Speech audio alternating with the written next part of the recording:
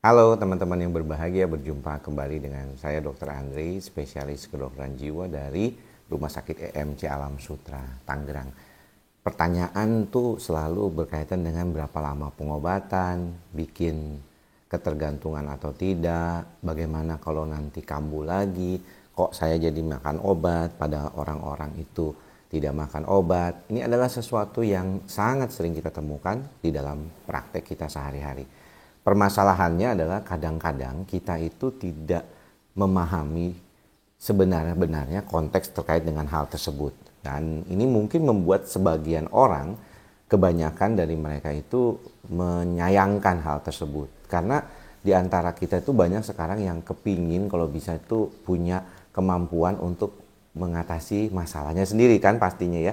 Tapi kok kesannya tergantung sama obat nih. Dan banyak di antara kita juga yang mungkin mengatakan harusnya di era yang modern kayak begini, saya itu yang tahu apa yang mesti saya dapatkan, apa yang saya mesti makan dok. Tidak demikian juga ya teman-teman ya. Sama aja kayak saya masalah pajak. Pastinya saya minta tolong ke teman-teman yang memahami pajak. Walaupun mungkin saya akan belajar juga berapa potongannya, berapa persen akumulasinya, berapa potongan pajaknya gitu ya. Itu sebenarnya tapi tetap saya minta tolong seorang konsultan pajak bagaimana cara mengisi yang benar SPT-nya supaya tidak menjadi masalah di kemudian hari. Begitu juga terkait dengan kesehatan.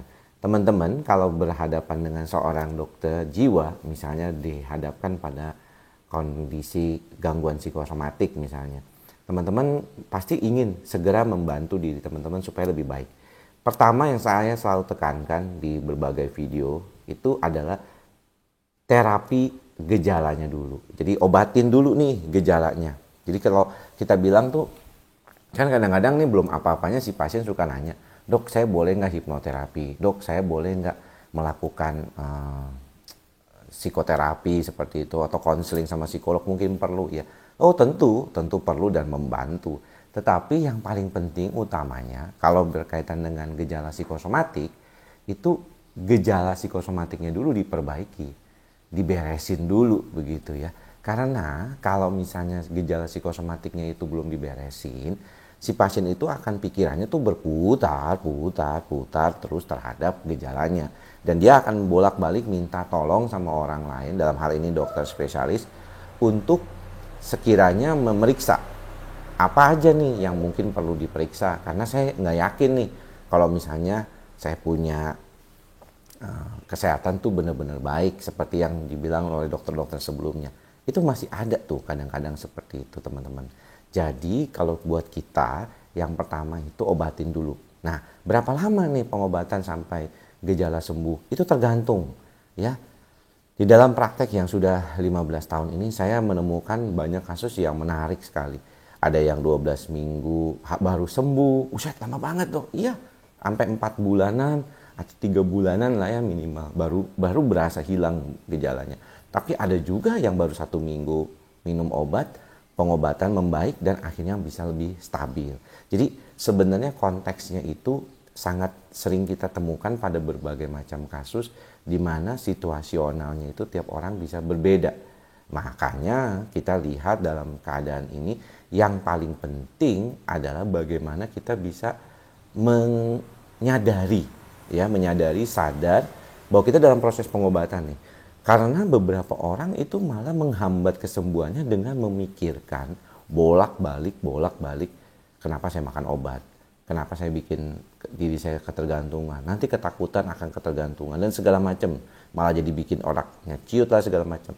Padahal informasi berkaitan dengan kondisi ini sudah dari tahun-tahun sebelumnya sudah diomongin. Apalagi kalau saya pergi ke luar negeri mendapatkan update ilmu, saya selalu sharing, bahkan masih di sana pun saya sharing. Ya, kebetulan kan kadang-kadang lebih luang waktunya, lebih banyak yang bisa dilakukan. Dan itulah yang saya sharing sama teman-teman selalu di dalam kondisi saat kita mendapatkan update ilmu. Jadi teman-teman nggak usah ragu gitu ya dengan dokter-dokter di Indonesia, yang mana kalau untuk berkaitan dengan kondisi kejiwaan itu kita tuh jauh bisa membantu. Kekurangan kita itu adalah cuma stok obat. Seringkali stok obat itu nggak sesuai, ya nggak ada. Jadi kita harus mencari alternatif lain yang bisa sama. Misalnya contoh untuk pasien OCD. Sebenarnya Clomipramin itu dianggap masih number one untuk membantu ya. Banyak kaitannya dengan perubahan perbaikan yang segera pada penggunaan Clomipramin. Sayangnya obat ini nggak ada lagi di Indonesia. Ya udah sekitar 5 tahunan. Ya yang ada tapi obat antidepresan lain yang kayak sertraline maupun fluvoxamine yang mana dua-duanya berguna. Walaupun pada beberapa kasus kan tidak semua sama. Jadi itu kadang-kadang buat kita itu agak susah untuk adjustment-nya gitu. Kalau misalnya kita mau pakai yang ini, ternyata nggak ada stoknya. Jadi itu yang sering kali jadi masalah aja. Yang lain-lainnya sih sebenarnya sama aja. Nah, kembali ke konteks sembuh, berapa lama mempertahankan kesembuhan? Nah, karena saya selalu menekankan kepada teman-teman bahwa penyakit kejiwaan, itu istilahnya juga disebut gangguan jiwa ya, bukan penyakit karena memang bukan dari bakteri atau virus sebabnya. Maka nggak seperti kayak ngobatin bakteri virus ya. Istri saya baru aja mengalami diare akut ya, diare akut. Kemudian karena biasanya kita ada makanan itu terkontaminasi dengan zat-zat renik bakteri ataupun virus enggak ya, tapi bakteri dan jamur tuh yang biasanya itu agak lumayan tahan terhadap pemanasan maupun juga kadang-kadang terhadap suhu yang pas buat dia gitu ya. Nah kalau makanan yang mengandung itu dan badan kita lagi kurang sehat, kurang kuat, maka seringkali jadi dominan gejala, akhirnya jadilah diare akut ya sampai harus dirawat di rumah sakit. Nah itu cepat tuh setelah 3-4 hari membaik, dikasih antibiotik, dikasih obat dengan segera selesai. Oke, ya bisa kembali beraktivitas. Sedangkan orang yang mengalami gangguan jiwa untuk mengatasi gejalanya saja mungkin dia butuh waktu 2 mingguan, 1 bulanan. Makanya kenapa mantra kita tuh ada sabar. Ya, setelah ikhlas mengatakan pada diri kita bahwa memang kita membutuhkan bantuan, lanjutnya adalah kita harus sabar dalam proses menjalani pengobatan. Nah, inilah hal-hal yang sebenarnya penting untuk diperhatikan karena kesembuhan diri kita itu akan menjadi salah satu faktor yang paling utama untuk membuat kita jadi jauh lebih stabil ke depannya. Karena bagaimanapun proses kehidupan itu kan tetap berjalan. Teman-teman tuh tetap kerja, tetap punya keluarga, tetap punya lingkungan sosial di mana teman-teman berada di dalam kondisi itu. Kalau misalnya sehari-hari ternyata faktor-faktor itulah yang menjadi pemicu, maka kan agak susah kalau kita adaptasinya nggak bagus. Itulah mengapa setelah pasien membantu dirinya dengan baik, badannya lebih enak, gangguan ini menjadi lebih hilang atau gejalanya berkurang sama sekali. Nah, sambil menguatkan diri, belajar beradaptasi. Gimana ya supaya adaptasi terhadap lingkungan itu menjadi jauh lebih stabil. Dan ini mungkin yang perlu diperhatikan sama teman-teman, karena pada dasarnya kontekstual kita itu seringkali nggak stabil ya. Jadi kadang-kadang kita itu berasa kayaknya belum oke nih mengatasi keadaan ini. Saya kepinginnya tuh begini gitu ya.